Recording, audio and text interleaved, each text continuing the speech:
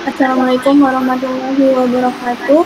Pada video kali ini, kami akan mempresentasikan mengenai hasil dari proyek penelitian yang kelompok kami buat untuk memenuhi tugas akhir pada mata kuliah statistika dan probabilitas. Sebelum masuk ke pembahasan, izinkan kami memperkenalkan diri terlebih dahulu. Perkenalkan, saya Mufti Alifah Mariana dan ada dua rekan saya, yaitu saya Rifadila Septiani. Saya Lulu Soliha.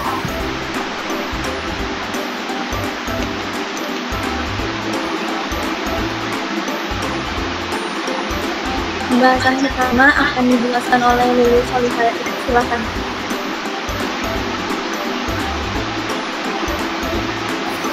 Yang pertama tuh kita ngambil judul analisis besar pengeluaran dalam penggunaan metode pembayaran cash maupun cashless oleh Gen Z. Next. Mengapa sih kita ngambil judul ini? Next. Karena perkembangan yang besar dalam pengeluaran dalam penggunaan metode pembayaran cashless yang menawarkan kemudahan dan kepraktisan dibandingkan pembayaran tunai. Next. Ada identifikasi permasalahan yang meliputi kesenjangan akses teknologi, risiko gangguan teknis, dan kekhawatiran keamanan data pada pembayaran digital. Next. Tujuan itu untuk memahami pengaruh kedua metode tersebut terhadap perilaku konsumen, kemudahan dan keamanan transaksi, dan keputusan pembelian. Selanjutnya akan dipaparkan oleh saya. Selanjutnya kita menggunakan data apa sih? Data yang digunakan itu merupakan data rasio karena memiliki nilai nol mutlak dan bisa dihitung dengan operasi matematika. Next. Nah, variabel data apa yang digunakan? Kita menggunakan besar nominal pengeluaran, yaitu by cash maupun cashless.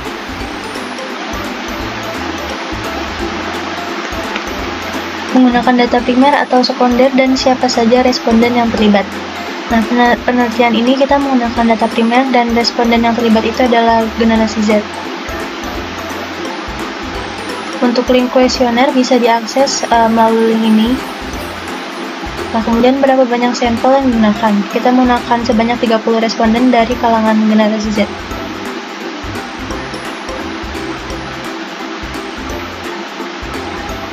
Uji statistik apa yang kita gunakan? Kita menggunakan uji statistik yaitu paired sample to test karena tiap responden memberikan dua data pengeluaran yaitu cash dan cashless untuk menguji perbedaan signifikan di antara keduanya. Next.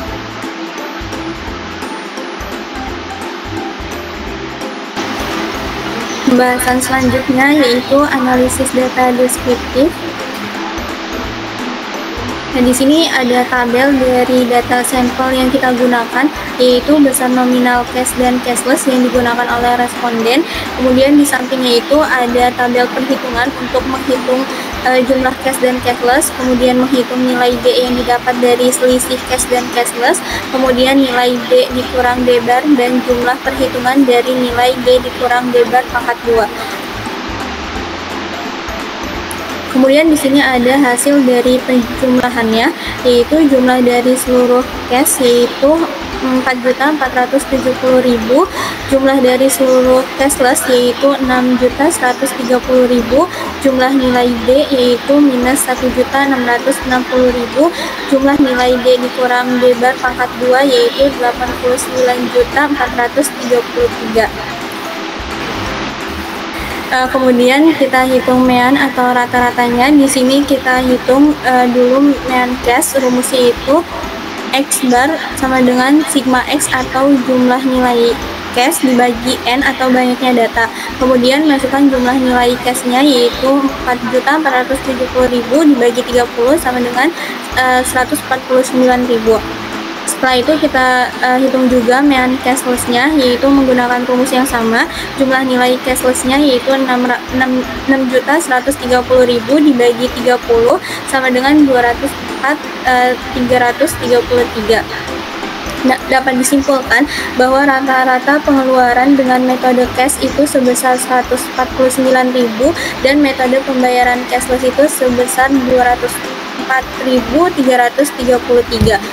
Kemudian di sini ada menghitung standar deviasi dan standar error dari cash dan cashless. Standar deviasi dari cash yaitu 31.961 dan standar errornya yaitu menggunakan rumus standar deviasi dibagi akar N, hasilnya itu 5.835. Dan hasil standar deviasi dari cashless adalah 33.444 dan standar errornya yaitu 6.106. Selanjutnya kita hitung standar deviasi dari sampelnya. Rumusnya itu S pangkat 2 sama dengan sigma D dikurang D bar pangkat 2 dibagi N dikurang 1. Masukkan nilai jumlah dari D dikurang D bar pangkat 2 yang sudah dihitung di awal, yaitu 56.380.666 dibagi nilai N-nya itu 30 dikurang 1, hasilnya yaitu 44.092,640. Jadi informasi yang dapat diberikan dari hasil analisis deskriptif yaitu mean cash-nya adalah 149.000, mean cashless-nya adalah 204.333, jumlah sampelnya 30 dan standar deviasinya 44.092,640.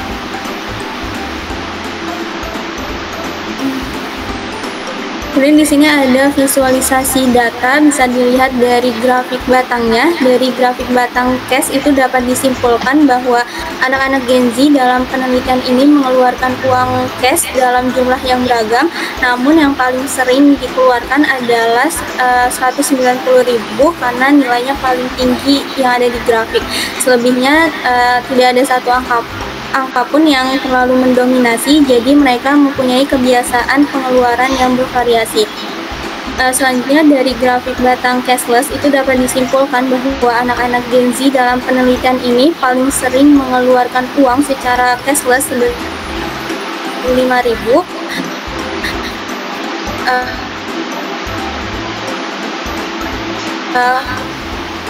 Pengeluaran mereka itu bervariasi, tapi banyak yang berada di kisaran 175.000,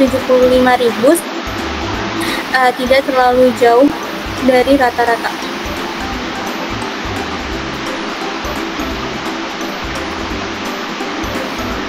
Selanjutnya hitung analisis data inferensial.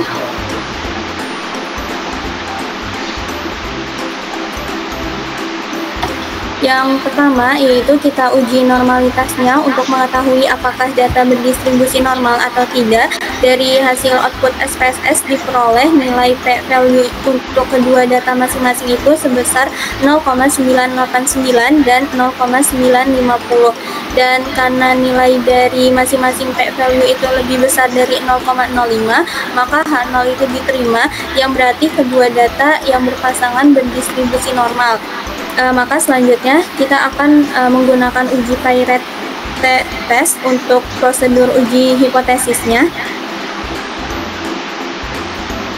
Nah, langkah pertama kita tentukan hipotesisnya, yaitu H0 mu cash sama dengan 0, artinya tidak ada perbedaan rata-rata pengeluaran cash dan cashless. H1 itu mu cashless tidak sama dengan 0, artinya ada perbedaan rata-rata pengeluaran cash dan cashless. Kemudian kita hitung D-bar-nya, rumusnya yaitu D-bar sama dengan sigma D dibagi N. Masukkan nilai sigma D-nya yaitu minus 1.660.000 dibagi N-nya yaitu 30. Hasilnya adalah minus 55.333. Selanjutnya hitung standar errornya, rumusnya itu SS sama dengan standar deviasi dibagi akar N. Hasilnya adalah 8.050. Kemudian hitung nilai T-nya, rumusnya itu T sama dengan D bar dibagi standar error, hasilnya adalah minus 6,8736. Kemudian kita pakai taraf signifikansinya yaitu 5% atau 0,05 sehingga diperoleh nilai T kritis yang didapat menggunakan rumus Excel yaitu 2,0452. Selanjutnya kita hitung confidence interval, rumusnya itu CI sama dengan D bar plus minus T kritis dikali standar error. Hasilnya yaitu minus 38.869 dan minus 71.796,86. Jadi kesimpulannya yaitu karena P value-nya itu lebih kecil dari 0,05 maka H0 ditolak sehingga ada perbedaan yang signifikan antara pengeluaran cash dan cashless. Nah, di sini ada output dari SPSS-nya. Jadi informasi yang dapat diberikan dari hasil analisis inferensial yaitu hasil MEA-nya adalah minus 55,333, nilai T-nya adalah minus 6,874, nilai standar deviasinya adalah 44,092, nilai sig2 TELF-nya itu 0,000.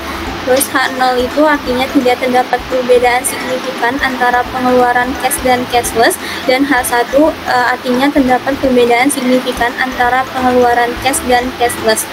Jadi kesimpulan dari penelitian ini yaitu terdapat perbedaan yang signifikan antara pengeluaran cash dan cashless yang dilakukan oleh Genzi.